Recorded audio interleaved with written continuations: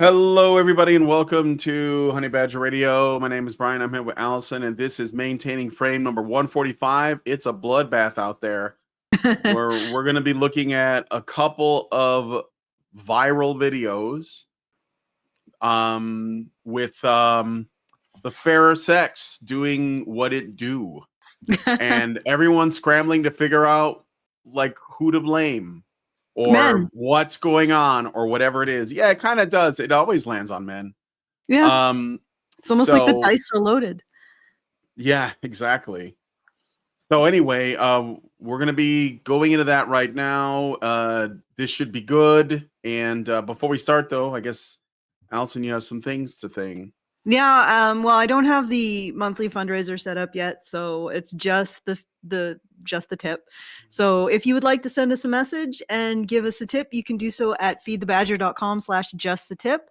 We get the full benefit of whatever funds you send, and you get the full benefit of sending whatever comment you send, not through YouTube's comment thresher system, which I will leave to your imagination what that is a euphemism for. So once again, feedthebadger.com/just the tip if you want to send us a message and a tip. All right, back to you, Brian. Let's get this started. All right. So yeah, we're gonna be looking at about 3 different videos. I thought I was ease us into this, and we'll just go with this one. So these I think these are all originally on TikTok. But they've made their way onto X. So I don't know I don't know who the original poster is, but the person that is sharing this or shared this on TikTok is called @theWokeMindVirus.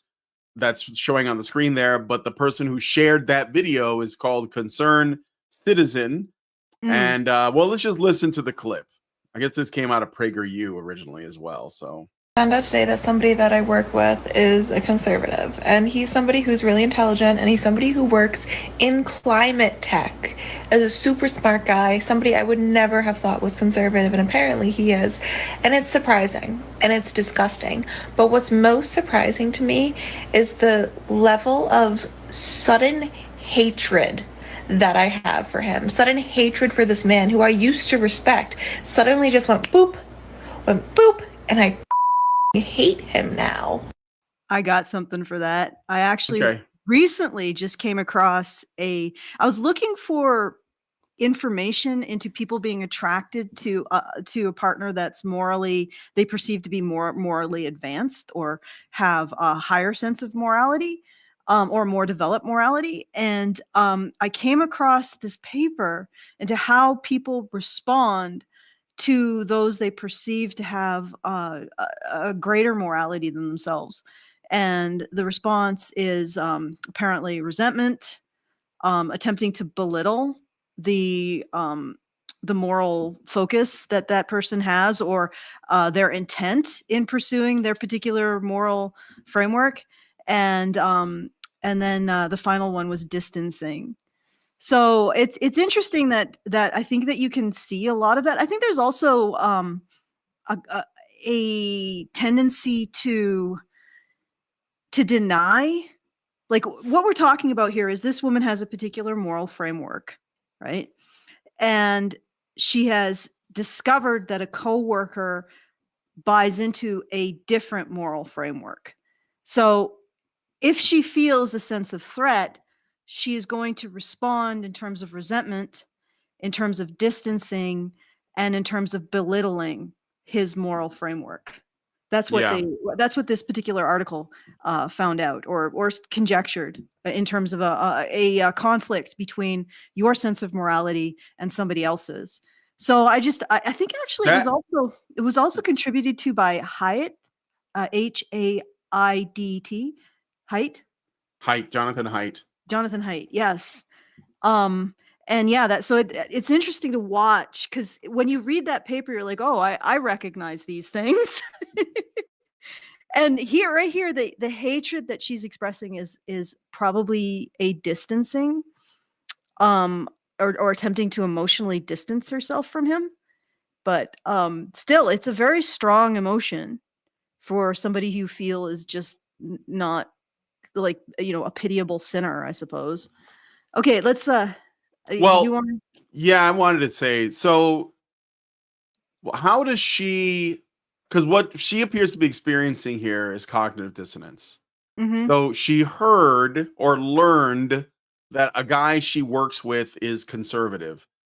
She doesn't really define what that means, but for her and for a lot of people, for whatever reason, that term comes with a lot of baggage, like already assumed about someone. If you say so and so is conservative, and the way you say it, oh, he's a blah blah blah, that comes with a bunch of baggage right off the bat. There's a bunch of presumptions that come into it that are baked into the term. But then she says, I don't get it because he's a really smart guy that works in environmental science. So she believes that this person is a living contradiction because he is on one side intelligent, which apparently conservatives can't be, and in another sense interested in climate science, which is another thing that conservatives cannot be. So, like, because of her assumptions about what that term means. So, I first of all, I don't know how she came across this information. I don't know how she defines that term. All I know is she has associated something extremely negative to the term, which is not abnormal. It's kind of everywhere. And then to learn that this person who has all of the bad ideas because he believes all the bad things is actually like not stupid because she assumes that those people are dumb and also cares about the climate enough to, go into business with it. And she hasn't like been able to square that circle. And she thinks it's because this person is such a radical contradiction that these two things couldn't possibly exist in the same person at the same time. And that is like, she's not talking about that specifically in this short clip, but it seems like that's where her real struggle is at. Do you know what I'm saying? Do you follow what I mean? And I think I can bring a little bit of light to that in light of the paper that I just randomly read yesterday. Essentially what's happening is she's worried there's an aspect of morality on some level, probably more of a subconscious level. She's worried there's an aspect of being a moral person that she is unaware of. Does that make sense? Like there's something that her moral choices could be judged based on a framework that she's not aware of. So in order to reconcile that contradiction, she has to sort of belittle, but again, the contradiction remains because he has demonstrated that he has some of her concerns about climate change. Although, there's a whole bunch of elements to conservation that are not in any way contradictory to a conservative position. So, but she has to reconcile the experience that she's had with this man as an intelligent man with concerns that he shares in common with her. And now this label, which is essentially like when you talk about conservative and liberal now, we're talking about moral camps. So she's come face to face with the idea there may be an aspect of morality that she is unaware of and could be judged by. So is judged as being morally inferior based on. So she's going through the process of, at least according to the study that, or the essay, maybe it was more, that I read, she's going through the process of trying to reconcile that. And it is interesting because she is attempting to like demote him in her mind in terms of his intelligence in order to reconcile that, I think. And again, she's trying to emotionally distance herself from him. But it's a self-defense mechanism, basically. Yeah, it's almost like she's basically saying, how can this person hold this moral framework and be smart and care about the thing that I care about? Yeah. There must be something wrong with this person. Like that. And instead of saying, well, maybe these things are not something that like my belief system owns the market on or has a monopoly on, right? Like I've been saying for years, like one of the challenges that I think a lot of liberals and leftists have is that they believe that their moral framework is just the good framework. It's just being the good person that believes the good things all the time, and that people who don't follow that are obviously the people who believe the bad things. And it's a really simplistic way of seeing the world, but the more like you just see that, like it's just very plain everywhere. But what I'm interested in is that this is a woman. So like, I wonder if that same kind of moral tribalism, because this is the thing that I want to point out about this video, because it's like 30 seconds. There's not much that you can speak to except obviously what Allison just talked about. But this is a woman who went on social media and recorded herself saying this 30-second message to share with the people who follow her on social media. So what part does that have to play? Like, is this not, I mean, yeah, it's virtue signaling in a way, because you're just, or maybe it's whatever. Virtue signaling is like, look at me, I'm doing the good thing. Maybe there's a version of that which is, look at me, I'm shaming the bad people.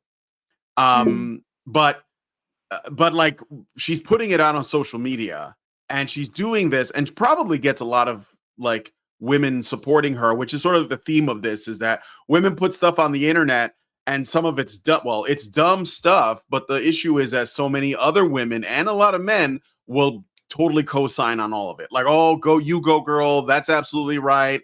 Whatever. And that's the thing that's kind of troubling. So, yeah. Well, I think she has had the curtains parted, and she's been presented with the possibility that her moral knowledge isn't complete. I think that's why she's having such a strong emotional response, is that she's having trouble belittling him because she knows he's intelligent. She's probably having trouble. Well, she'll go into basically saying that his moral framework is wrong. And then the other one was, I'd have to pull it up, but the last one was basically just emotional distancing, which is what she's doing with the hatred, like the sense of hatred, is she's creating a barrier between herself and him. But on the other hand, like, a strong emotion is not necessarily a bad sign for, let's just say, certain other factors, desire, shall we say. Not that this individual that she's with really should consider her, but the fact that he's presenting something outside of her can itself be attractive. So her hatred may actually be a attempt to mask something in her, like an actual attraction to the unknown. Oh yeah. Maybe that she probably did have an attraction to this guy. And then learned this about him after getting to know him. He probably and still does. Yeah, she probably still does. It's like the truckers, Yeah. So rugged. So rugged and raw, or whatever else. Yeah, no, I think she said they were rugged, the truckers. Yeah. Well, the other thing is that she could be putting it, she likely put it out on social media to get a kind of consensus from the people who follow her on social media. Like she's looking for other followers, probably mostly women, to tell her, yeah, I hate him too, or something like that, right? Just to affirm her prejudice, because that's ultimately what it is. It's like a prejudice. And I wonder, is that like a thing that is, I wonder how common that is in women, because the tribalism, that kind of like, I wonder how common that is in women to like do that, I would say it's very common. There's a lot of consensus thinking, and you can see that even when women protest it, it's like they give the impression that it's how they see themselves has to be a reflection of how other people see them. And it's really bizarre. I remember one particularly egregious example is a man was saying what he wanted in women, a supportive partner who listens and trusts and is submissive and all that kind of stuff. Yeah. And explained how, men are still responsible for, well, not still, but they are responsible, actually in a way that is sort of unique in our era, but they are responsible for keeping our society running and all of this other jazz. And she basically responded with, so all I am is a cheering squad for you.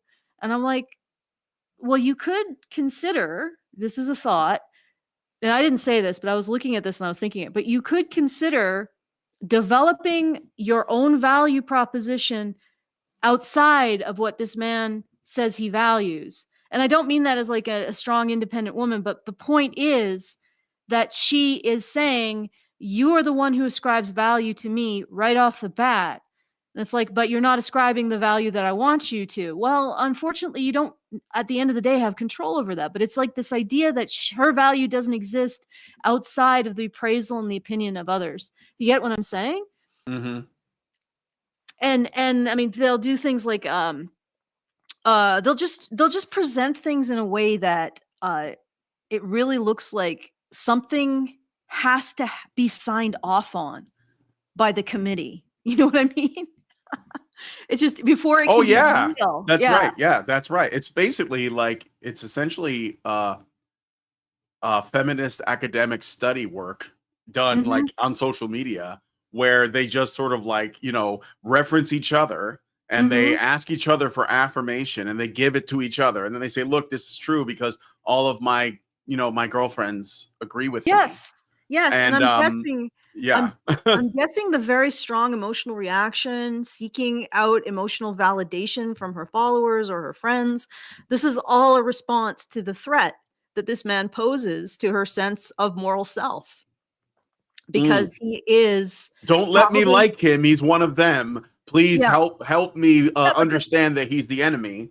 But the reason behind that is, again, the perception or the fear that there is a moral framework that you've missed in which your actions and your choices and how you present yourself can be judged. You get what I'm saying? Mm-hmm. And that's apparently one of the most powerful fears and senses of threat, social threat, is the idea that there is a moral framework out there that your actions can be judged, and you just missed it. You just didn't even notice it, and that you are being judged. And the probably the rejection, and I because he's a conservative, he probably doesn't spend a lot of time judging her. Honestly, I mean, some conservatives do. I'm not going to say.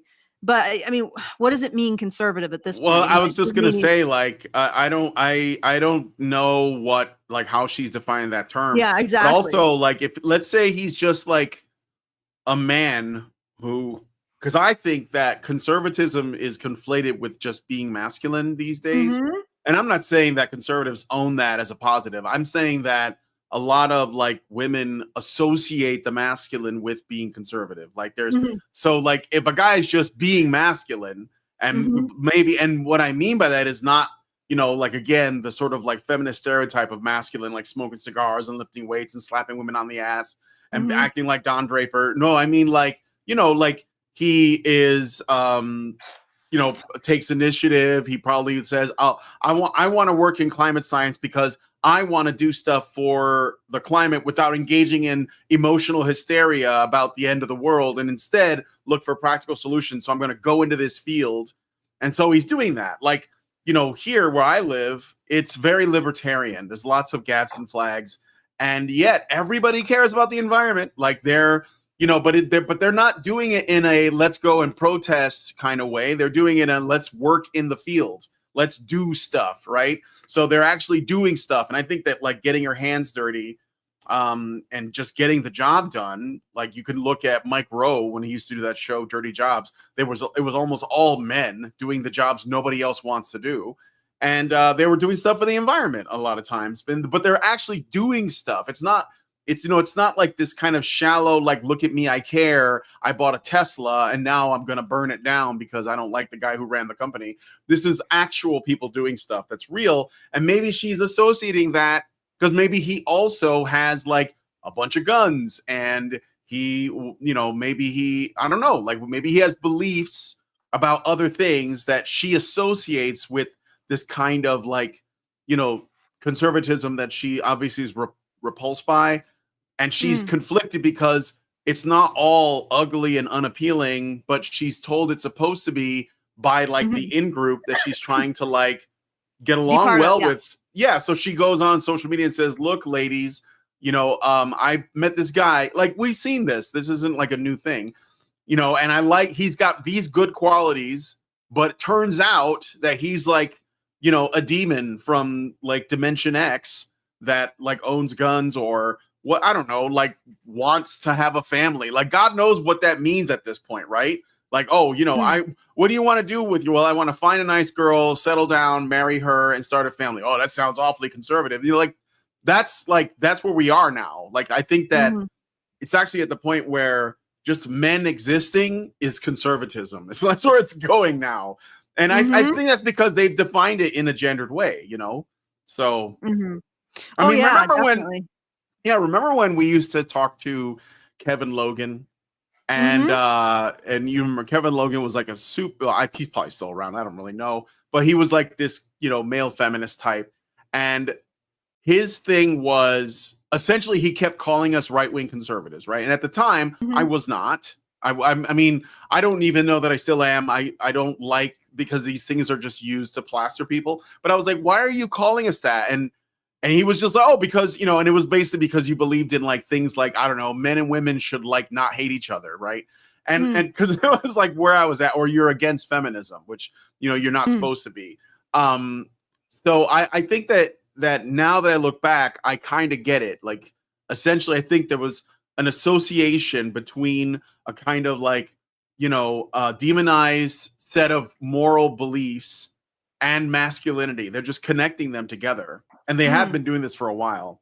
So that's why they call Andrew Tate a right-wing influencer, even though he's like, he runs like a porn site or he used to anyway. Like, there's nothing right-wing about that. But he's a man that doesn't apologize for being a man. So they're like, oh yeah, that's right-wing. So they're doing that, right? No, I gotcha.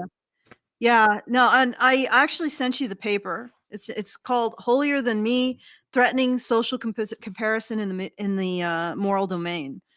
I don't know if you want to take a look. I'll go get it, and I can put it on the screen if you guys want to look at it. Sure. It's a little small in print there, but yeah, well, suffer. I mean, they can expand it, Yeah. Can't do everything for you. Zoom in there. Holier Than Me: Threatening Social Comparison in the Moral Domain. Huh. Yeah, okay. Yeah. It's actually, I would recommend reading it. It's interesting. I mean, it's not, I don't know if it's a study. I think it's more like just setting out some ideas. And so basically what it looked at, or what it set out in terms of ideas, is the difference between moral exemplars that we look at and we say it would be, like, this is aspirational, like, Mahatma Gandhi, Mother Teresa, I suppose Buddha, that kind of stuff. And, Jesus Christ, as aspirational, versus moral individuals who we regard to be a threat. And one of the things that they noted is that if the person is closer to you, so the more similar, the more likely you are to feel like they're a threat. So one of the things that's going on here is the fact that she shares the moral value of environment with this man. So, and she brings it up, yeah. Okay, so if you go to page, it says 59 on that. So it's a few pages down. Yeah, so it starts at page 53. So yeah, if you go to page 59, and you'll see a paragraph labeled "moral confusion." Yep, I'm looking at it. All right, want me to read it? Sure. So you guys don't have to listen to me mispronounce words. Oh, okay, no, I just wasn't sure. Okay, so it reads. Some people are watching. Some words. Yeah, some people are watching the vertical, and I can't. If I display it on the vertical, you won't be able to see the text. I might as well just read it. So it says, moral confusion. Another reason why moral others can be irksome is that people can come to question whether their own behavior is morally appropriate. This is more related to opinion social comparison, but with the added threat that being wrong on moral opinions might be worse than any other opinion. Being wrong on moral opinions might be worse than any other opinion. Finding out by polling others that a particular stock is less viable than you think, that a given fashion item has a surprisingly wide appeal, or that a loathed politician might not be as corrupt as you thought, interesting choice of words, might be unsettling in the short run, but it is likely to be less upsetting than if you learn from others that one of your behavioral choices is seen as morally problematic. Being wrong is never pleasant, but suspecting that one is morally wrong is particularly upsetting. And one feature of moral comparison is that moral others can reveal a line of behavior that one did not even ever consider. It's not necessarily just that moral others took the road less traveled. It's that we might not have even seen that road when their path bifurcated. Moral others can exemplify a moral response that we didn't even realize existed. Yeah. Yeah. I think what's happening is that he's forcing her to consider the possibility that she doesn't know everything morally. Right. And that's a very uncomfortable position for her to be in. It is. It's actually a very uncomfortable position for most people, which is why, like, you know, what we have to, I think one thing that we have lost sight of a lot, and this is sort of like, I think the cause of so much pain and suffering today that goes back before the, you know, the thing, the bug, the beer bug, is people's lack of humility, which, by the way, you mentioned like Buddha and, you know, Christ. That was like what one of their greatest, let's say, virtues was their humility, the ability to basically say, look, I don't know everything, I could be wrong. And this is very hard, especially in a time of, I don't like to blame social media, but I say especially in a time of social media where you can easily surround yourself with people who, echo chambers. yes, Yeah. you can easily find echo chambers where no one will tell you that you're wrong or contradict you. And this woman is looking for that. She's looking for the comfort of an echo chamber to tell her, yes, you should hate him. It's okay. I mean, that's essentially what she's looking for. Yeah. And I would say that so this moral confusion, the potential that she's missed something morally, and she's been presented with, the only reason why she'd have such a strong negative reaction is if she had, I honestly think, some sort of desire for this man, social or in terms of her relationship. There's no point putting this much in emotional investment in a guy who's just scenery to you, right? So he is presenting the possibility that she could not just be morally wrong, but be completely oblivious to a form of morality that is there. And what's interesting to me is you talk about how conservative, of course, has become wrong speak, basically, or wrong thought. It's just a demarcation of everything that's wrong. I mean, even Bernie bros are now conservative somehow. So it's just packing all of the things that people think are wrong. And in many cases, it's a Venn diagram with masculinity, and it's just a circle. You know, yeah, and it's interesting. I agree, because masculinity was one of the first things to put into wrong think tank, and that's why Bernie Bros and the Yang Gang, which were a lot of men, were ultimately rejected because they were still men. So, like, basically, if you're a politician, you want to be successful, you got to like appeal to women. If you happen to appeal to men, unless like you're gonna get hate. So. Yeah, definitely. Although the last election might suggest that's shifting a bit as men start to realize they need to vote in their own interest. Yeah, well, yeah, no because I think, no, I agree. I think that men before that were like thinking that, oh, they'll, you know, women tend to go out and vote. I'm sure that they'll vote like in the best interest for everybody because they're going to care about the future of their families and such.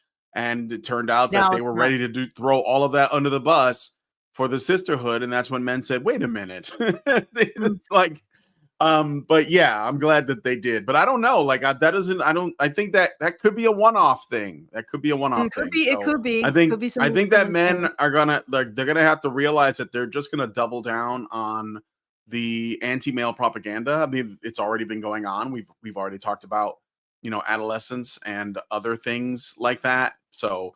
But yeah, I mean, there's still a black category as I've talked about before, which the Maoists would put certain types of people into black categories, and one of them in this day and age is men. So yeah. Yeah. And what I was trying to get at was, men are in this black category, and like you were saying, conservatism seems to be synonymous with men, which is synonymous with this black category. And what's interesting to me is when I read that article, or that I guess it's sort of like a Paper. Yeah, it's just a paper, an overview plus some theorizing or hypothesizing. And I was thinking, I think that there is if we look at this in terms of men and women, I think there's a desire or a compulsion with women to reject the idea that there's any kind of moral framework outside of themselves. That makes sense. And so this black category becoming synonymous with masculinity. There are liberals, or like people on the left, who will literally say that we are against masculinity and expressions of masculinity, and that the world will be better off if we get rid of that and replace it all with femininity. And they've said that. And they've said that the Kuf nation attacking, that was all the development of a more feminine world or something, a world based on more feminine ideals of safety and control. And so the fact that the black category is sort of evolving to be basically masculinity, I think it speaks to that uninitiated, or maybe adolescent or undeveloped desire in women to be the alpha and omega of morality, and to not recognize that there may be a system of morality outside of being feminine, being female, right? It's like they are supposed to be the moral superiors. They're supposed to be the ones who judge others morally based on how their speech, their actions, how well they benefit others, that kind of thing. It's almost like the angel in the household who stands in judgment of everyone else. And it feels like, again, that this is a situation where women are rejecting the necessity of understanding men's position and point of view. They're rejecting the validity of men's position and point of view. At least this woman. And I think actually there's a strain of this among conservative women as well. They and again, what does conservative mean? Republican, right? Women, I don't know what to call them. Like most women women are feminists, like no matter what, where Lauren Southern, they're just feminists degree. Though they're just feminists from like a few years ago. Hannah Cox. But there's this desire to reject the idea that anything exists outside of yourself that you have to consider. And I think that's why the black category has started to encompass masculinity itself with no qualifier. Like, no, not far right, not just masculinity. No, it is. Yeah, exactly. I was gonna add one other thing too, and I'm trying to remember what it is now. I think I may have lost it. Actually, before we continue, this idea that you have nothing to learn is astounding to me. Because that's basically what she's saying. She could be learning from this man. She could try to ask him, why does he believe what he does? Instead, she's fleeing. And I think actually it is an element of threat and cowardice. Like, people want to be certain because they're afraid of the world and living in it. And I think that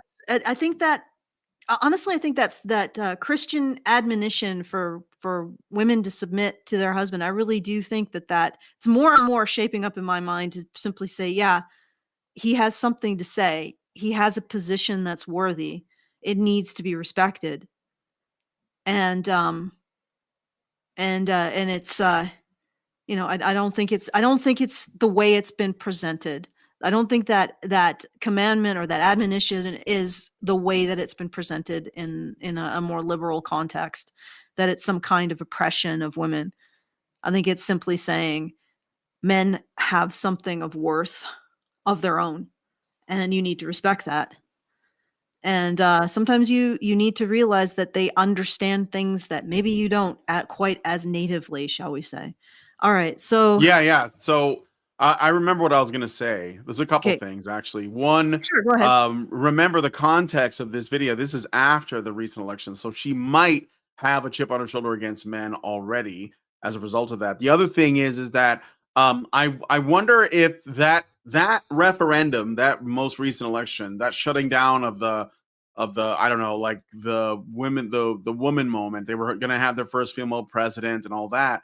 I wonder if that didn't make women like this feel insecure about their moral superiority, or like their their sort of self-assured moral superiority over men, and that they're now looking for support from, you know, women in the sisterhood to tell them no, because like if you think about it, the other saying is, you know, from wisdom, right, is that like women are like, if men are the head, women are the neck. That's like something that like Greeks would say about their families, Italians, or there's you know, when I had Jonathan Pajot on years ago, and he said that women ask the question. So it's like women were a kind of, you know, historically they were a helpful guide to essentially direct men towards, you know, like whatever the priorities are. Like a woman could tell the man, and that, and of course they were getting that from the wisdom of their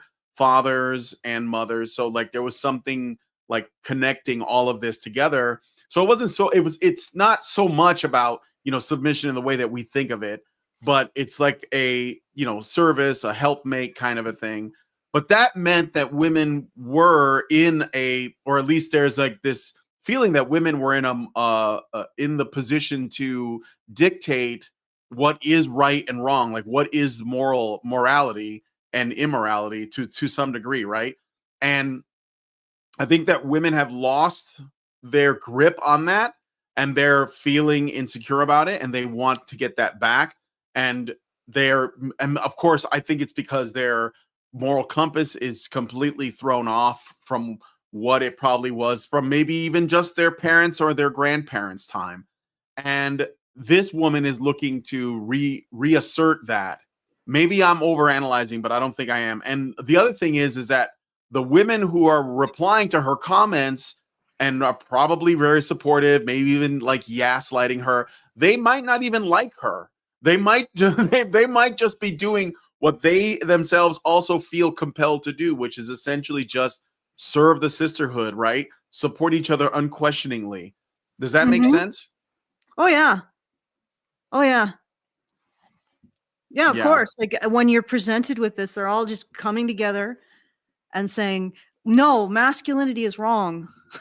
Let's just bring it down to brass tacks. They're coming together in the sisterhood and saying, nope, this masculinity is wrong. Reject it. There's nothing there. It's just black category. It's just the speech of Mordor or something, you know? Yeah. Okay. Black speech. Is that what it was called? The Black Speech of Mordor. Yeah, it's all the black speech of Mordor. All the black speech of masculinity. Yeah, I think it is like, and if you go to page 61, you might find that interesting. All right, let me see. 61. Mm-hmm. All right. Defensive strategies to diffuse threatening upward moral comparison. Yes. Okay. In cases where potentially greater virtue is experienced as a threat to the self, individuals may take one of three main courses of action to diffuse the threat. Alike 2000 describes how most social comparison theories assume that people deal defensively with unfavorable upward comparison by distorting their meaning, derogating the target, or avoiding them. In the moral domain, this triad will take the form of suspicion, denying moral meaning, trivialization, derogating the target on the potency dimension, so basically trivializing them, or resentment, avoiding association with the threatening other. We describe each in turn. Suspicion, denying virtue. One first approach is to deny the virtue altogether and to give little moral credit for the behavior. Research suggests that a typical reaction might be suspicion and skepticism as to the actor's real intentions. Again, that was sort of implied. I see this all the time. So, Ybarra, 2002, reviewed how the social psychological literature consistently suggests that whereas we see negative behavior as reflective of people's true personality, we are quick to ascribe agreeable actions to social demands. This may play a defensive role because morality is such a central and desirable trait in most people's self-concept that they should be especially sensitive to threats. This is similar to other kinds of defensive attributions typically observed in social comparison research in the case of unfavorable upward comparison. Whereas the typical defensive attribution in ability comparison might be to ascribe an unfair advantage to the superior other, in the case of moral comparison, we predict that it takes the form of suspicion, ascribing hypocrisy and ulterior motives instead of recognizing virtue as the true cause of behavior. Intentions are the crux of the argument in moral comparison, and one does not need to ignore the behavior, which may be difficult, as long as one can cast doubts on the purity of the intentions. Thus, I might freely admit that my neighbor spends her weekends helping children with disabilities, but discount her volunteering as self-righteous posturing as resulting from resulting form pressure from an overbearing church, or as a craving for human contact in an otherwise lonely life, rather than ascribing it to her greater human kindness and decency. Okay? Trivial, you're fighting with the special chat, aren't you? Yeah, I am fighting with the special chat. Okay. That's okay. That. Just leave them alone. If they're on here telling us that we're wasting our time, then they're definitely wasting theirs. Okay, trivialization, do-gooder derogation.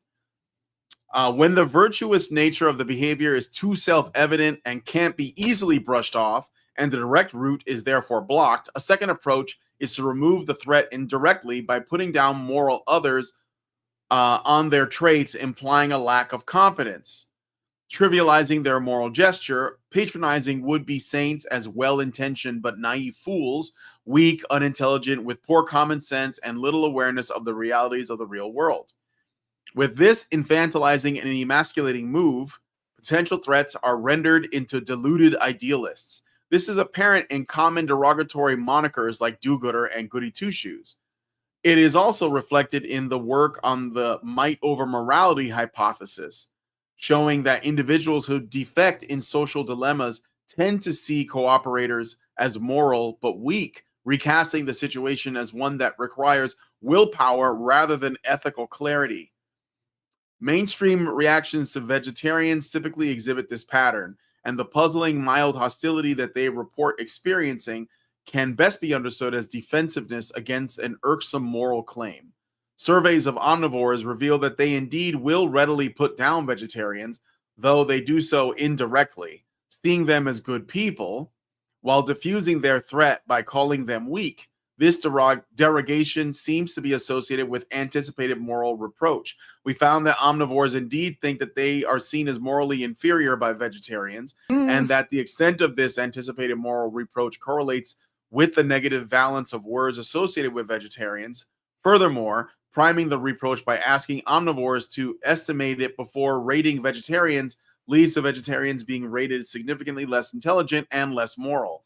Interestingly, this anticipated moral reproach seems largely exaggerated, as shown by the fact that we found a significant gap between the morality ratings that omnivores expected from vegetarians and the actual ratings of omnivores given by vegetarians.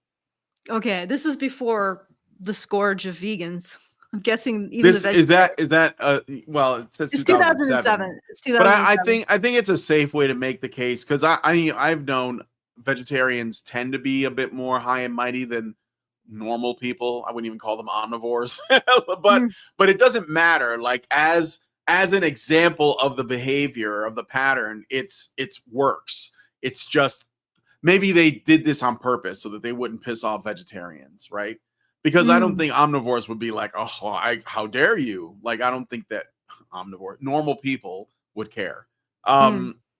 Yeah, no, it's just basically, you're right. It's just an example, and they're trying to use an example that's not too politically charged, perhaps. Yeah. Okay, so the last one is resentment, Is disliking, resentment, disliking and distancing. This is the one that you're claiming, this disliking. woman. Yeah. Disliking and distancing. When the behavior is clearly moral and it's hard to call into question the fortitude of the moral other, the previous two routes to self-protection are unavailable. One last resort may be to distance oneself from the threatening other and to profess little desire to affiliate with him or her. This should be reflected in low rankings on sociometric choices and a low rating on liking scales or other forms of distancing. We may realize that it's difficult. We can decide that we just don't like the person. This can take the form of outright hostility, rejection, or glee at the superior other's fall, Schadenfreude. In our laboratory, we have shown that liking for moral rebels depends on the perceiver's own involvement in the situation. Participants who just saw a Confederate refuse to perform a decision task because of its racist undertones, like that rebel, respected him more and saw him as more moral than a compliant Confederate. However, participants randomly assigned to complete the racist task first actually liked the rebel less than a compliant other. For the latter actor participants, the rebel's stance was an indictment of their own choice, whereas the former observer participants had the luxury of appreciating the moral exemplarity of the rebel's refusal. The fact that this rejection of the rebel involves social comparison was suggested in another study showing that the actor-observer difference was strongest for individuals who scored high on Gibbons and Bunk's ability subscale of the social comparison orientation scale. The moral nature of the process was reinforced by the finding that the same difference was greatest for individuals who signaled that morality was important to their self-concept in Aquino and Reed's moral internalization subscale.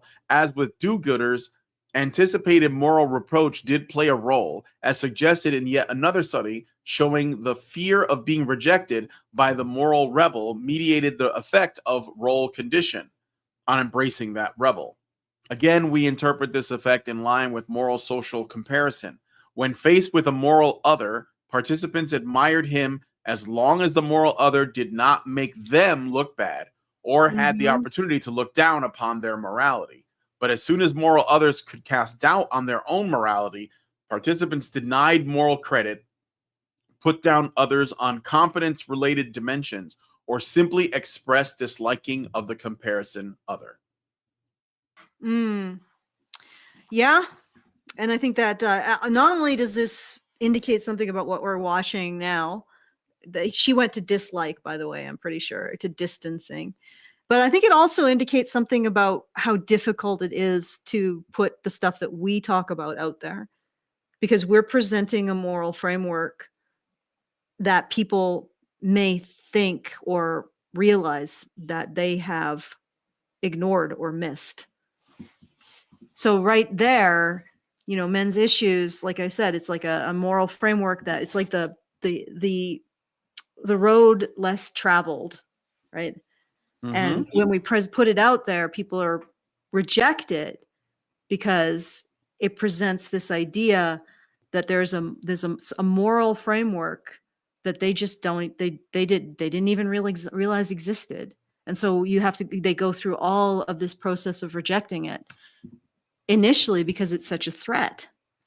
And so I thought that's interesting, both in terms of looking at these women and what they have to say, and also in terms of looking at the difficulties that we've faced over the years and trying to hammer home this message that you can't omit half the human race from your consideration. Like, you can't just pretend men's issues don't exist, or just continue to ignore the problems that men face when men are the ones who keep society running. You have to feed your damn horse, otherwise the horse won't plow. At the very, very basic mechanistic level, if you don't want to look at it in terms of just human compassion. But okay, let's go to the next one. Yeah. All right. So this is the next video.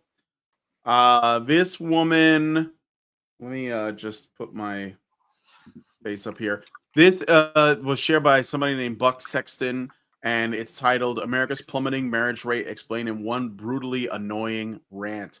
So this one is really cringe. So just brace yourselves. But let's listen to it. Story time on how politics ruined my last relationship. So let me set the scene for you. I was dating this guy. We've been dating for 5 months. And in those 5 months, I was told by my friends, Zoe, he lives in Indiana. He's a fucking Republican. I was like, politics don't matter to me. What was I wrong? And so I was like, it's fine. I don't care. I'm going to get to know him first. We'll decide later. So then we kind of start talking about it. I'm a very liberal woman. So I am obviously like very much everyone knows that I'm a liberal woman. My brother's gay, all my friends are gay also. Didn't she just say politics don't matter to me? Just saying that it's kind of weird already. It's kind of weird, but let's keep going. Like abortion rights, female rights, but anyways, so oh god. Female rights, just female rights, guys. Don't you? That's why I believe in them. See, this is what I'm talking about, the framework, right? I'm a liberal woman. What does that mean? Well, let's set aside what the word liberal itself means. It doesn't matter. What she's really saying is, I'm a good, decent human being because I'm a woman. So that's it. That's the argument, okay? I would like always ask him. I'd be like, "What? Like, what's your politics? Like, where do you lean?" And he was just like, "Well, like socially, I'm a liberal, but economically, I'm a Republican." Fuck that. Okay. Also, he was a 28-year-old man. That's the first red flag, because if there's a 28-year-old, I think her voice is crushing a gland somewhere in my brain. Yeah, I know. Okay. She's she's a bit unbearable. Okay. and he's single. How There's did a fucking she reason even that he's get single. to five? But anyways, Exactly. She dated the guy for 5 months before I'm guessing there was an issue. Like, I'm guessing she was hot. He's had sex with her a couple times, and he was considering continuing to have sex with her, but then she started to become unbearable. Well, let's do the math. The smash to effort ratio got too high.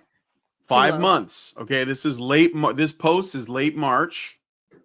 5 months. So 5 months ago was what month? October of 2024.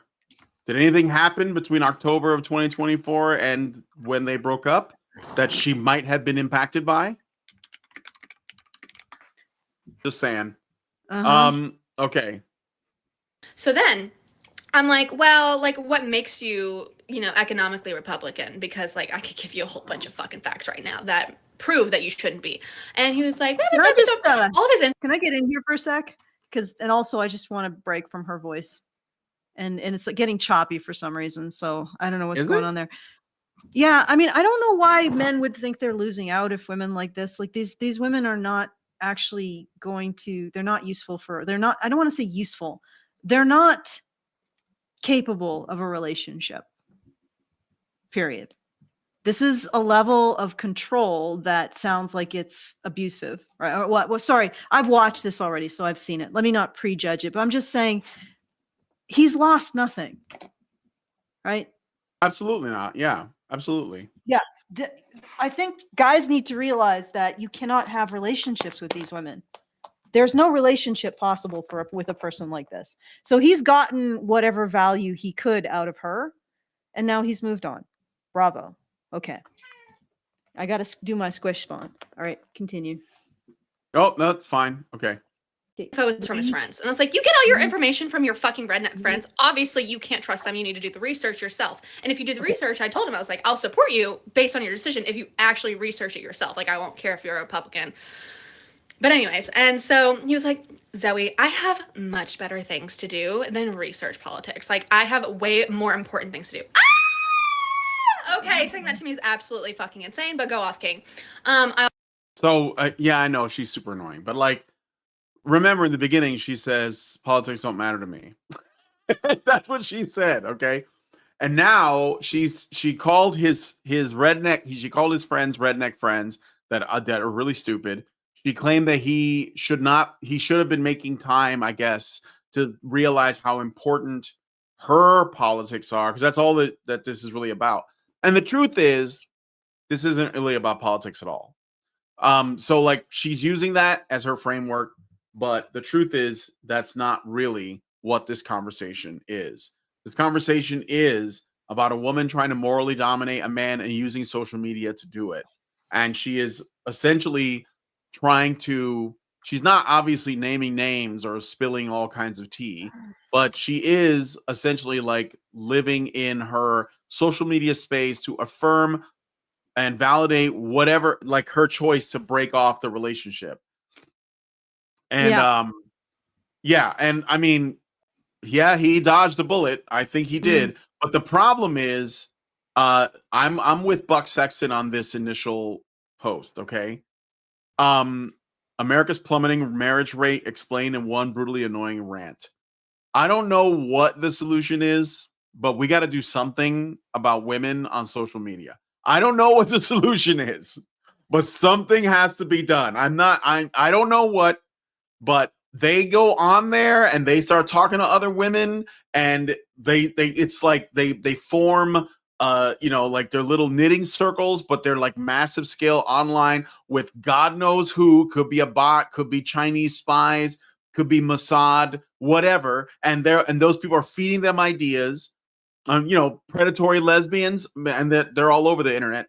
And then they go and they destroy their actual lives with it. Like they destroy their relationships and everything. And the longer they're on there, the more they distrust, fear, and loathe men, because that's like the primary messaging. And very few people are doing anything rational to address it. I mean, because all they have is, well, men, it's just life's tough. You're gonna have to man up. And I mean, I hear it all the time, and everybody does it. It's not like a thing that comes from any specific camp. It's like the default setting. Men, you just have to man up and deal with it. They're not going to, and we're just going to collapse, because you're not going to solve the problem telling men to do that, because there's no incentive. There's no incentive. Well, there's no ability. Yeah. How are men supposed to get in there? And like, are they supposed to kick the door down and saying, you're doing too much femininity in here? Yeah. Time to shut up. Get back to the sandwich mines. Go back to the kitchen. In order for men to actually do that, they'd have to have the power to do that. So what group is giving them the power to do that? So ultimately, if it's going to happen, it's going to be something that women choose to do on their own. But the other thing is that maybe this is a gigantic selection event, because these women are going to not breed. I'm also probably not going to breed. So there you go. But these women are not breeding, and they're not breeding on a huge scale. But I mean, having said that, I mean, in our community in the last 5 years, we've had, 6 babies. We're not a big community. Some people are getting it done. Yeah, some people. But the other thing is that we're not like a hugely religious community either. No, right? I'm not even saying that that's a necessity. I'm saying I don't think it should be necessary. Just stop being shit to each other, and I think it'll work out. And the problem is that we're only demanding that one half of the population not be shit, while we encourage the other half to be shit, and that they're entitled to it. Yeah. So, yeah. Well, anyway, let's finish this up. I got a super chat from Albatross. He gave us $5. Thank you, Albatross. And he says, these hyper political left girls keep falling into relationships with conservative guys like a moth to a flame. It'd be funny if it weren't so annoying. Well, yeah, it's like they're experiencing cognitive dissonance in real time. Like they're attracted to men who are masculine. That's kind of what it really is. And then they learn that masculinity comes with things that they associate with their, opposing worldview, and that they can't comprehend those things. And so, because why were you dating this guy for 5 months if you weren't attracted to him for some reason? And it probably just wasn't like his looks alone.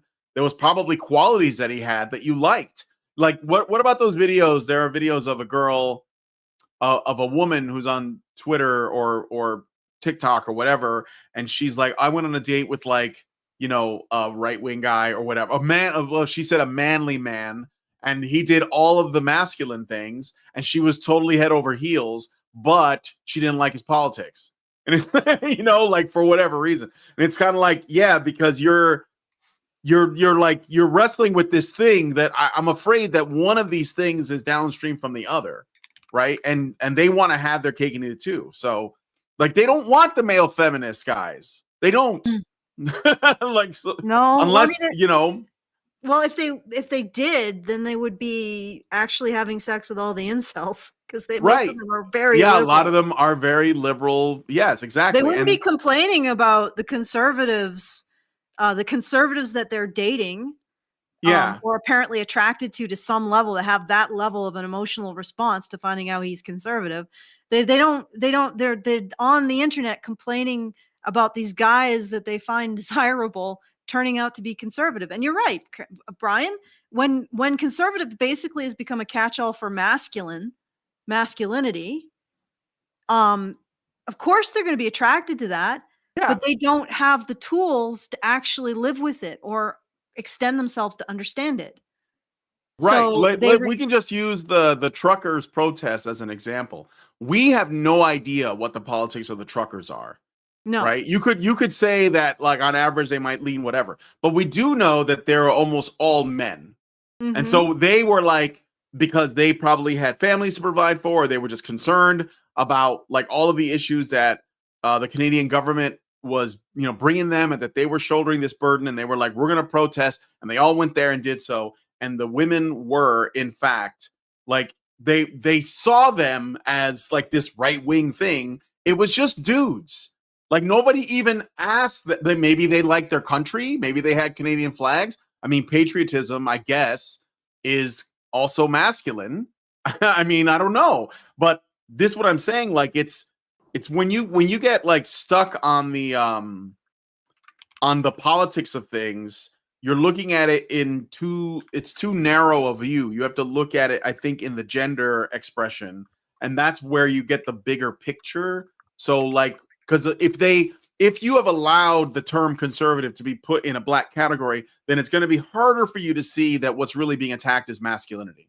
And masculinity should be left alone, like to do what it do, right? Mm-hmm. And it's different. It comes out in different ways for different people. It's not all like, guys that drive trucks and like are into hot rods and drive Bigfoot and lift weights and wrestle, whatever. We all know that because we're not about the stereotypes. But there are things that men do that are unique to men, or at least like they tend to do more of, that men should be allowed to do. And that is what I think women are attracted to, whether they like it or not, and this is why they're experiencing cognitive dissonance. That's what these videos are all doing in a way. They're like seeing like, like there's the thing I'm told that I'm supposed to hate. And then there's a thing that I like, and these things have a lot of overlap, but they can't because I'm supposed to hate them, because otherwise my girlfriends are going to hate me, I guess. There's a peer pressure or something. Well, if my, and I'm still trying to figure out if it finds something that corroborates it, but if my editor is correct and people are attracted to those who are they feel like they're morally higher than themselves, or morally more developed than themselves, then these women would have an attraction to what they perceive to be is a man. On some level, they have an attraction to a man who has a moral framework that they may not have be accessible to them, if that makes sense. Because that is the possibility of somebody who is above you morally, or has some moral framework that you don't understand. You see what I'm saying? There's the possibility there of a greater moral development. So there's that attraction, but at the same time, as I think that's conflicting with their identification with being the ones who morally reject. So it's like they cannot actually accept their desires. They always have to reject them because it's this conflict between themselves, how they see themselves morally, and being the ones who stand in judgment. And then that leaves these women with nobody to desire except people that they can't live with. That's interesting. All right. Because they don't desire. I remember a while back, there was a feminist who talked about how unattractive feminist men are. And she was just really honest. It's like, how do I be a feminist and find feminist men so repulsive? And I think it's because there's no perception of that they offer anything. There's no development. There's no sense that they've developed morally above a woman. There can't be. There literally can't be, or at least developed in a different framework. Like I don't even know if we should say above or below, but just something different, like something separate, something that is unique to men, like a moral framework that's unique to men that doesn't exist with feminist men at all. And I think that might be one component why feminist women find them appallingly unattractive. Like I said, these women are here complaining about the fact that men who they find on some level morally compelling or morally desirable are not submitting to them morally. Why aren't they going to where the male feminists are, which is the incels in many cases, and going and fishing in those waters? That's the real question here. Yep. Okay. All right, let's play some more. I also just didn't care at that point. And so I kind of put it on the back burner. I was like, I can't fucking take this right now. Well, then we get into a little spat a couple days before election day, and we almost broke up. And so I was like, nah, it's fine. I'll give him one more chance, blah, blah, blah, blah. Well, then election day rolls around, and well, actually, before this, he was not registered to vote. He had never voted before. And he told me that he wanted to vote in this election. And I was like, okay, cool, do the research, but that's a whole other thing. And so the voter registration deadline was approaching. I could tell he was going to vote against me, let's just say it like that. And so I was like, he is not going to make an educated decision on who he voted for. So guess what? I'm not going to remind him of this voter. So we're together, but we obviously don't share, for whatever reason. Our belief systems are different. And he's voting against you. Like, even though he wasn't, like, he hadn't voted. I think he ended up voting independent. I don't know if I want to subject you guys to the rest of this, because this woman's voice is really annoying. And the way that she talks, because she thinks she's doing like a stand-up routine, which is almost like really unserious, if you know what I mean. Like, it's like, oh, this is serious, but I'm doing a bit, so it almost feels like it's not. Like, it's there's something really inauthentic about it, you know. And obviously, yes, if he disagrees with me, he's obviously not educated. He doesn't know what he's doing. So he's like this is the thing, the framing of it, you know, is that he's obviously stupid and doesn't know what he's doing. So anyway, yeah. Let's play some more, I guess. Registration deadline. So then it passed. He didn't register to vote. So there we go. It was saved. He wasn't going to vote. I wouldn't have to deal with it then. But then we got into that little spat, and I was like, let me try one more time. Let me see if he's learned anything from me. And I asked him point blank on election day, I'm like, where did she get, like, where do you get that? Like, do you see how, like, is this arrogance? Like, this idea, like, what, let's see if he learned anything from me. Like, what? I mean, yeah, you're right. He totally dodged a bullet. You're absolutely right about that. But why do women like this exist? Quit, I think, would be the way. I wouldn't even do that. That comes with way too many absolutely risks. not. Like, there's too many freaking risks to even touch this. But but I would say that he got at least some minor amount of entertainment out of her, and then ghosted her after this crap, or hopefully he did. But she's essentially putting herself in position of rejecting him. I think at the point where he's just like, why am I having to tell you about my voting? That he probably rejected her fundamentally. But she is trying to reframe this in terms of her rejecting him. And that's because it's reestablishing her identity as the one who morally rejects, basically. Yes. Okay. It's like sour grapes. So who would you have voted for if you would have voted in this election? He was like, I would have voted independent. And I was like, do you know that how harmful and basically wasteful that is? And also, like, check your privilege by saying you're going to vote independently. And he was like, wow. What? I cannot check your privilege because he's going to use his vote? Yeah. Check your privilege. Check your Only privilege, man. a You're privileged voting. male would like make a decision to vote independently and not in my interests. Yes. I have a feeling that he probably pussied out and said I would have voted independent because he didn't want to piss her off. And still pissed her off. Still. And if he would have look, there was no winning, okay? If he would have said I'm voting for Trump, that would have pissed her off, obviously. If he would have said I'm voting independent, that would have pissed her off because he'd be throwing his vote away. And that would have pissed her off. If he would have said, I would have voted for Kamala, I was a white dude for Kamala, white dudes for Harris, she would have got pissed because he didn't register. So like there was no winning. There was no winning. And that's the thing too, is that like ultimately this is not about that at all. But like what it's about is this woman wanting to essentially establish moral dominance over her partner and say that I know what is best for you. I am smarter than you are. I'm better educated. I'm on social media all the time. I get my news from TikTok. You get it from your redneck friends. And that makes me a better person. I watch The View, whatever it is, right? But it's all ultimately, it doesn't matter what it is because they would have just pulled from some other source to establish moral dominance. It's that this is, and she's doing this to herself.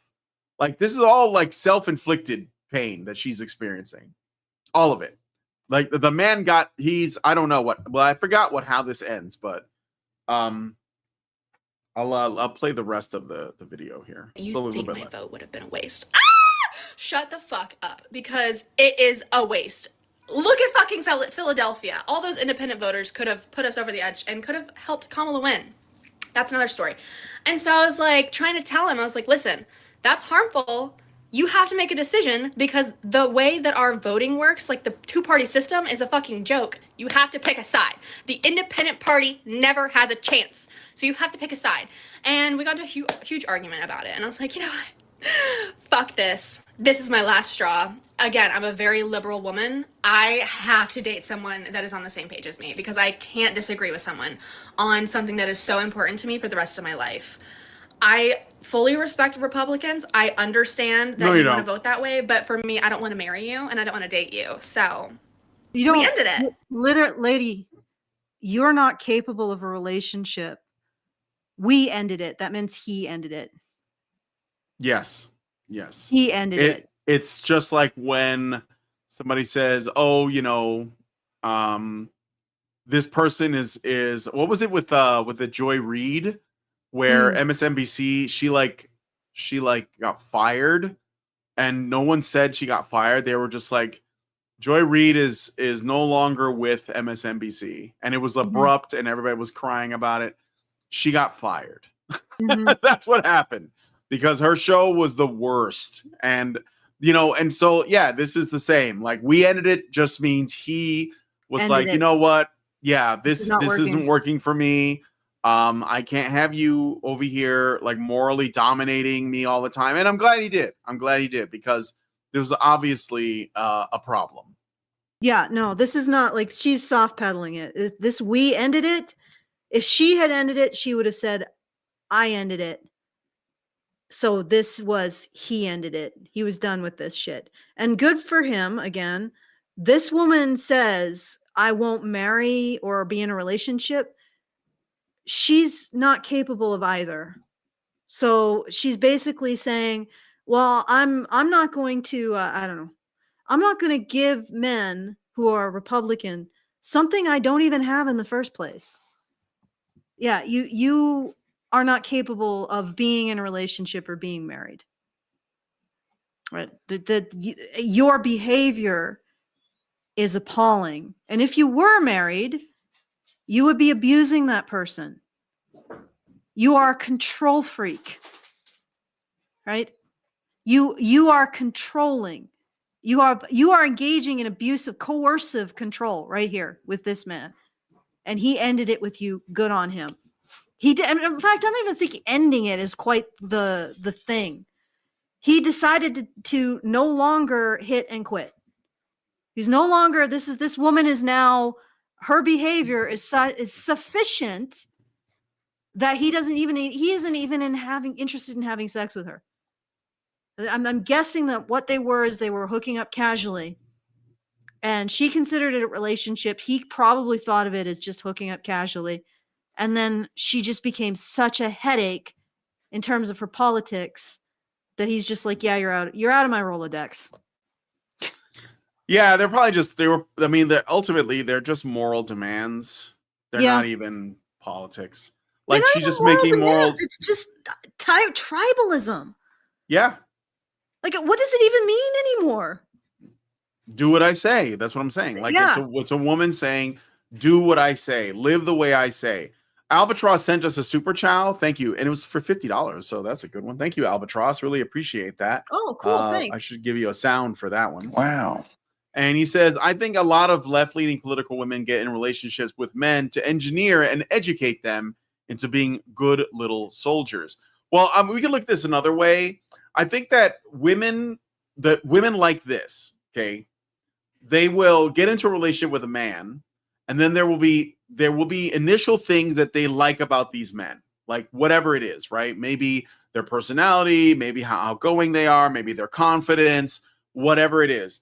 But then, like, after they're together for a little while, women start to see some flaws in the men or some things that they deem to be flaws, which may actually, like, be part of the whole package. You know, like maybe, you know, some of the traits they like are a byproduct of some of the traits that they don't like. But what they do is they try to, like, change them. And they always do this. You guys know this. It's an old meme. A woman tries to change a man's behavior to make him into, like, an ideal man, whatever that is. So I don't know, but, like, they change them over time. And what happens is, if the men go along with it, they start to lose their own identity while trying to move towards what this woman wants. And then they become a shell of their former self because they no longer have the things that gave them, like, that lust for life that maybe she was drawn to in the first place. And then she loses interest in him after that. So, like, I knew a guy, a very good friend of mine. He was very intelligent, creative, you know, fun to be around. And he met a girl and they started dating, and I got to know them both together. And then they got married. But, like, she immediately started changing him. She was like, you know, I love you, but you got to stop smoking. And he's like, okay, I'll stop smoking. Right. So he stopped smoking. Probably not a bad thing. Like, some of the stuff is reasonable, you know, but, like, over time, it was like, you got to spend less time with your friends. You got to start doing this. You got to do, you know, I need to work more, make more money. And he did everything she asked, to the point where there was nothing left of this guy. I barely ever saw him. And then she divorced him because he wasn't the same guy that she fell in love with. So, like, this woman does that. Like, this is what they do. So you could, I don't disagree with Albatross's super chow in terms of how that expresses itself in the political realm, but it is something that women just do. Like, they find a man and they are like, he's got all of these, you know, all of these traits that I really like about him, but there's some things I'm not a big fan of. I think I'll change those things. I can fix him, is what they usually say, right? And then they slowly over time fix him. And then when they do, they don't realize that if that man is not as happy as he was, or not the same person, it's because of her nudging. So in a way, first of all, I think that men and women have to learn to live with the negative quirks of their partner, assuming that they're not, like, deal breaking, which if they are, you probably shouldn't be with them to begin with. But they also have to understand, like, and learn some tolerance of those traits, you know? Like, my wife, Lindsay, I love her to death, but she has some negative traits. Like, she has this thing, I don't know why, she will not put like the screw top lids on, like, you know, jars. She never closes them. She just puts it on top, or she leaves, like, half drank glasses of water all over the apartment, right? Like in Signs, like that little girl from Signs. And it drives me up the wall because I'm the kind of person that picks up after myself, right? But, you know, it's like, am I going to, like, blow a gasket? No, I just sort of get on with it. Because I know that there's stuff that I do that probably gets under her skin too. But to some degree, we have to understand that, like, yeah, we have our quirks, you know, like, I like to stay up late. She goes to sleep early, you know? So what do? Well, I guess I go to sleep a little bit earlier than usual, and she goes to bed a little bit later than usual. And that's Yeah. kind of like how it goes. But anyway. Yeah. Well, but that's basic like relationship management. I just wanted to say one Should thing, be. Brian. Could you move it so that you're a little bit more centered? Or I can just move my camera. yeah, just a little bit. Yeah, that's better. Okay. Okay. All right. Because that's one of my I was drifting this way. Yeah, you're drifting a little bit towards the idol or the icon. Yeah, no, this is she is not for relationships. I don't even think she's for the streets.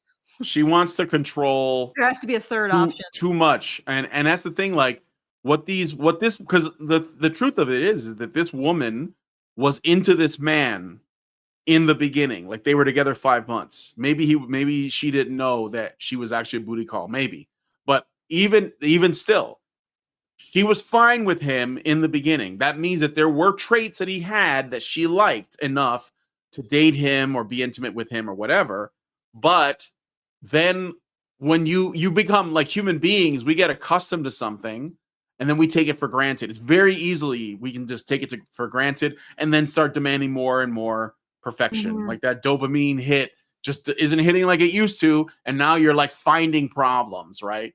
So I think that the reason, I guess the main thing that I think is the issue here is that this is something that everyone has to learn. So I don't think that she's an extreme case.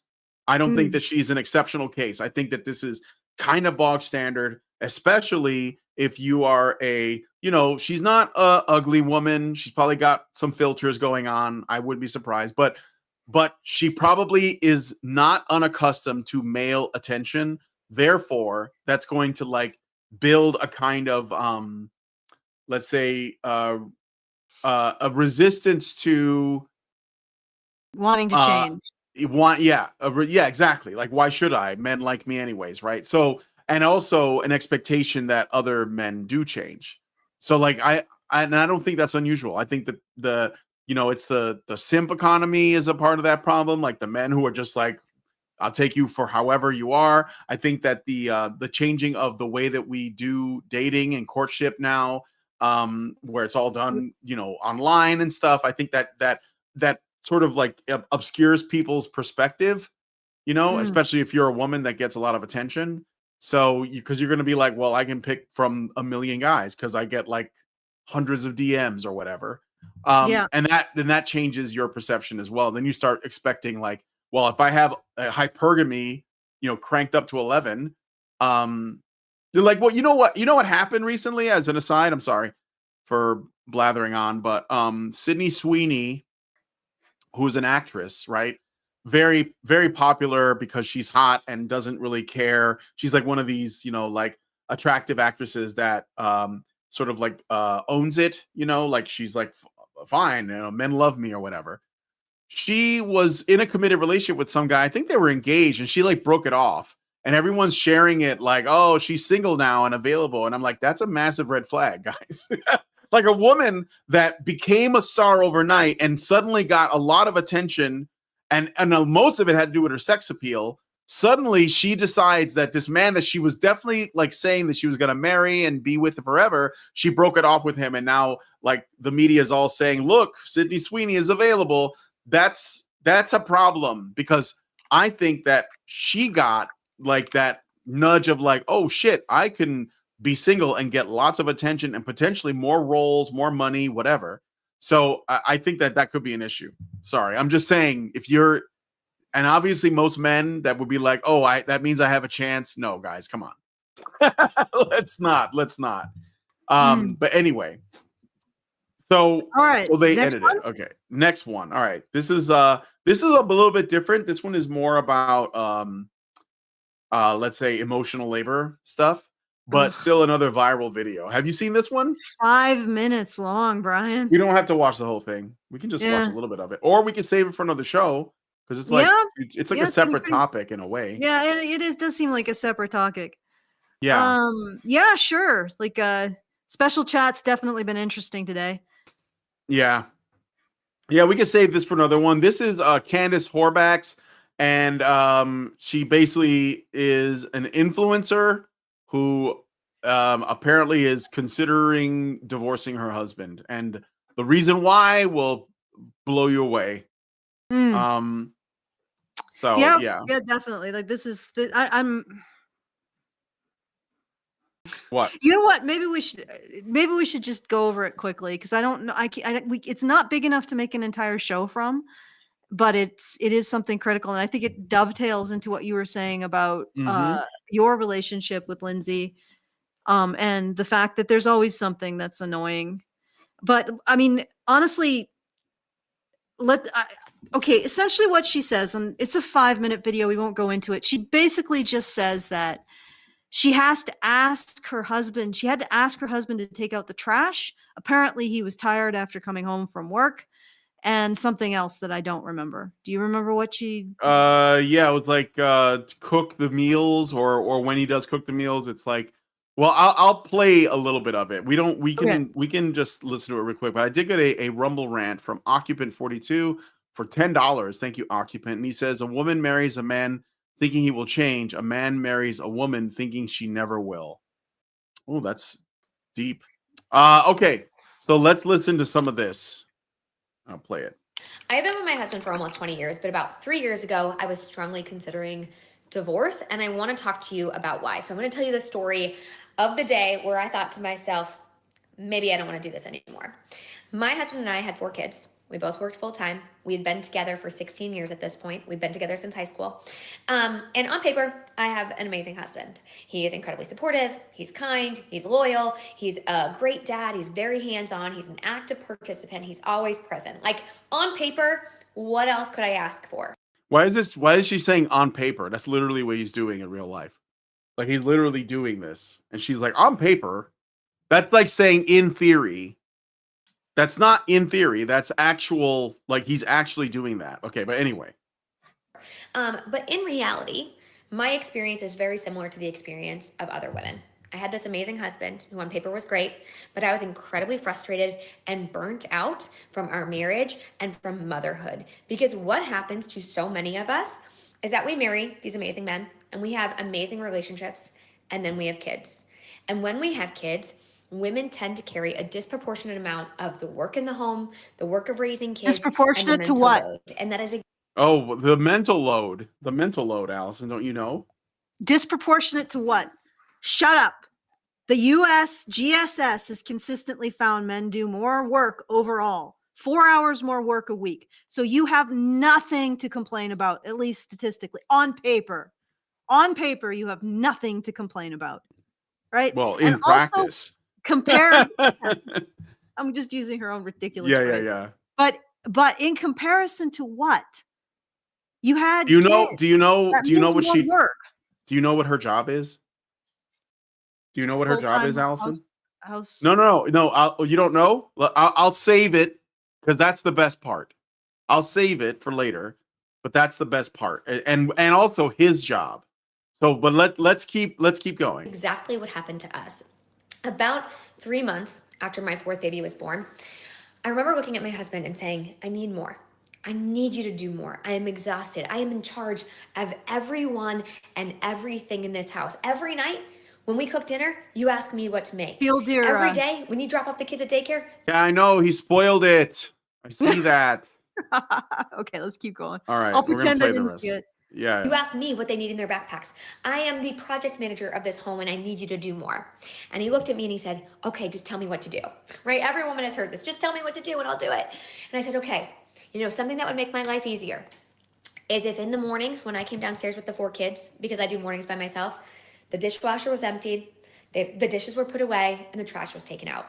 That would make my life so much easier because when I've got the 4 kids running around and the baby crying, I can't be looking for their favorite water bottle in the dishwasher. I just need to know it's clean. And he said, yeah, of course. What? Yeah, I'll do that. That's no problem. And so, of course, he does it. But then I have to remind him, and then he forgets, and then I have to remind him again. And there was this one morning where I woke up. Oh, no, you have to remind him. I went to put something in the trash, and it was overflowing. And I went to get my son's water bottle, and it was in the dishwasher with all the other clean dishes. And I felt so disrespected and unseen and unvalued at that point in time. And I remember texting my husband being like, what happened? Like, why didn't you do this? And he said, sorry, I was running late for work. And I remember thinking, oh my God, he doesn't see me. because what he's done has now made me late for work. And he doesn't care about that. He doesn't care about the impact on me. And he doesn't see how every single thing in our home happens because I ask him to do it, or because I do it myself, or because I planned and organized it. The diaper bag is full because I filled it, right? I put the wipes in there. And I felt so frustrated. And I remember thinking, I'm Okay, all right, I'm so gonna pause fucking it. pissed right now.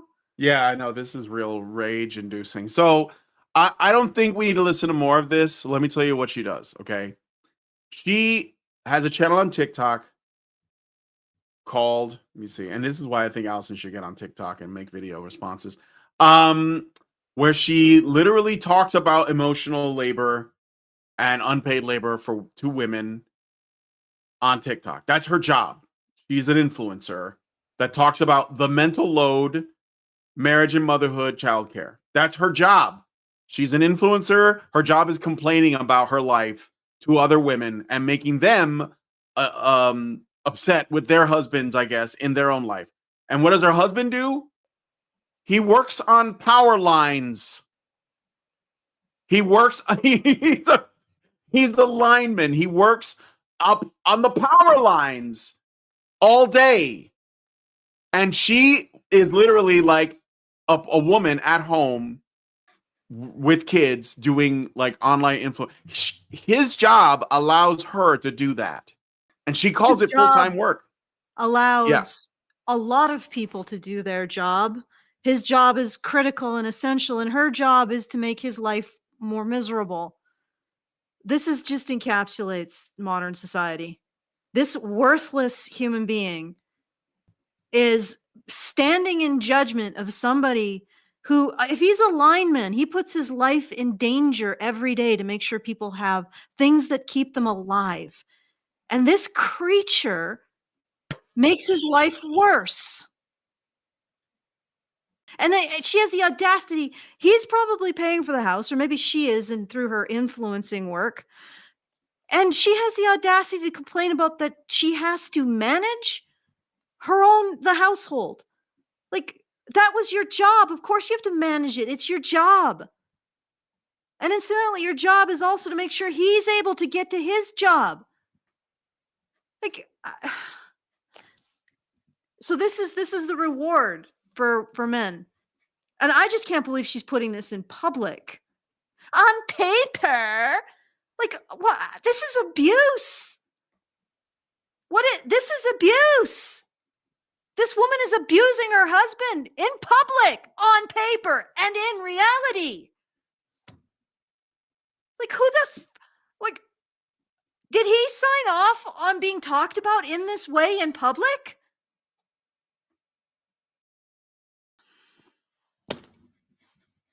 I don't know what to say. This is the hoof prints of women who are addicted to social rejection, to rejecting others, to rejecting their men publicly, to public humiliation of their partners. She was late for work and didn't take out the trash. Now I'm considering divorcing him. Late for work equals getting on her phone and making TikTok videos. Yeah, I hope he does divorce her. That's what she meant. But he has to drive out to God knows where and climb up on a pole and work on wiring. Yes. And yeah, so, oh God. Yeah, it's just. Yeah. So anyway, this is the product of the sheer amount of luxury, security, and affluence that we have essentially provided for women. This is what the result of that looks like. If we like fall economically into a stone age, it might be a blessing in disguise. It might be. Because then maybe women will be like, holy shit, I have taken everything for granted. Like everything that men have brought us, I have taken for granted.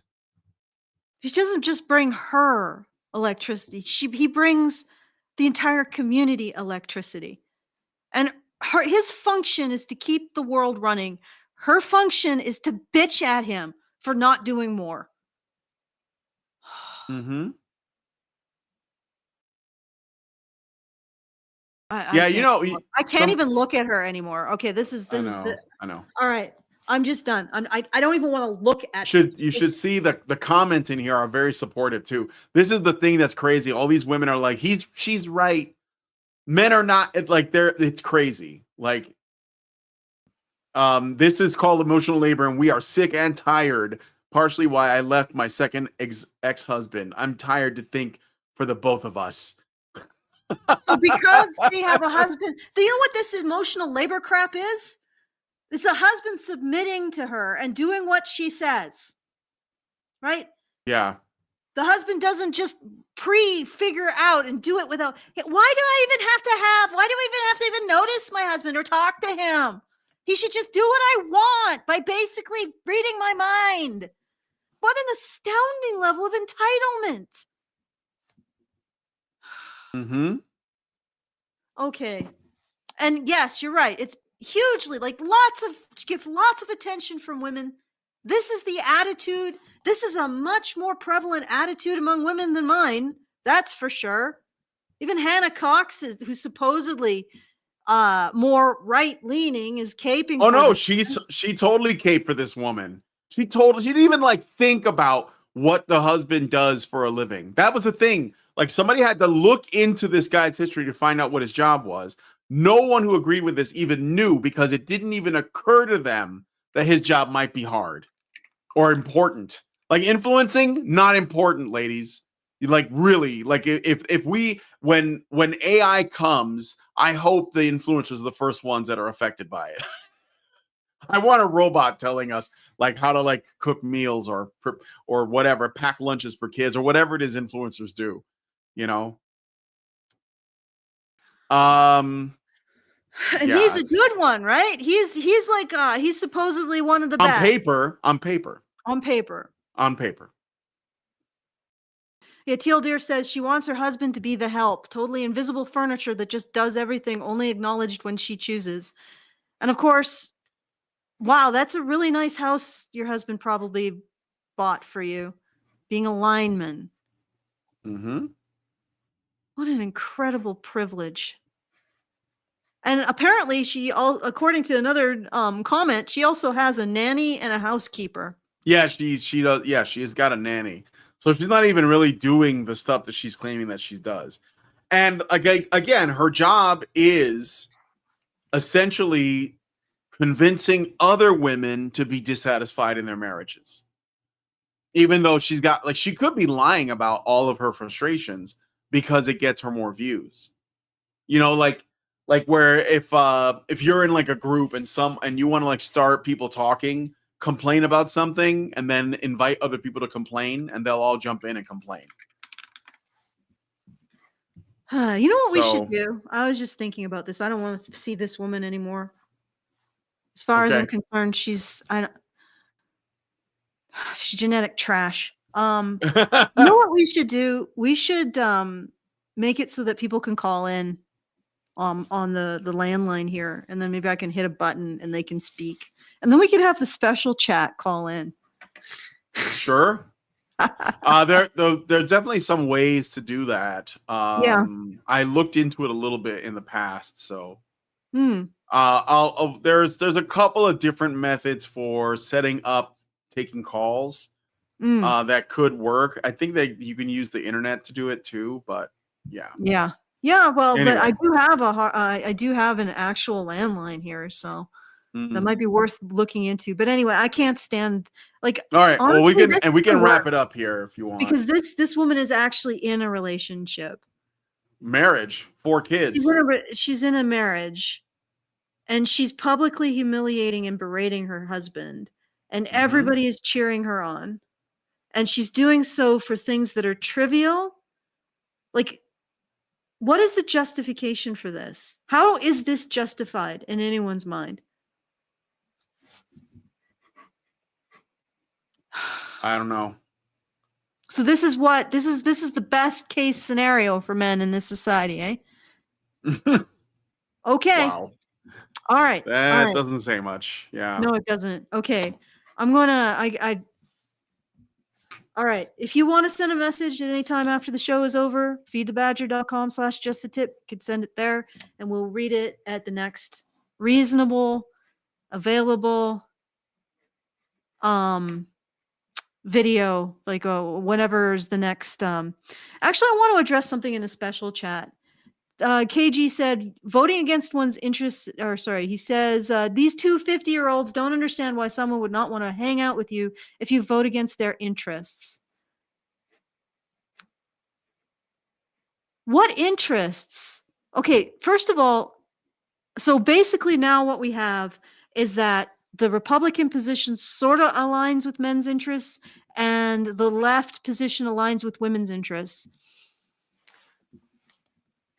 We're going to have a very short future.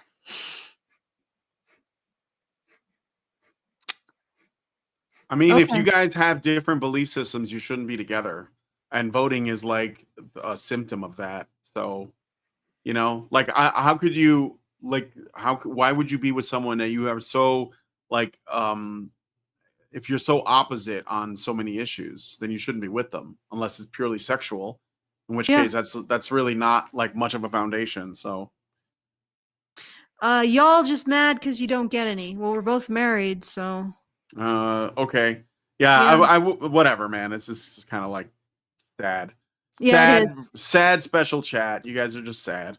We need a sad trombone. All right. You're no longer interesting, KG. Sorry. All right. So feedthebadger.com/justthetip and send us a tip and a message and we will get back to you at the next. I mean, anything of interest in this you want to comment on, you want to say something baffling, you want to send us money and insult us, we'll take that too. Feedthebadger.com/justthetip. All right. Back to you, Brian. Okay, well, if you guys like this video, please hit like, subscribe if you're not already subscribed, hit the bell for notifications, leave us a comment, let us know what you guys think about what we discussed in the show today, and please, please, please share this video because sharing is caring. Thank you guys so much for coming on today's episode of Maintaining Frame, and we will talk to you guys in the next video. Men's rights activists are machines, dude. Okay? They are literal machines. They are talking point machines. They are impossible to fucking deal with, especially if you have like a couple dudes who have good memory on top of that too. Holy shit, you're fucked.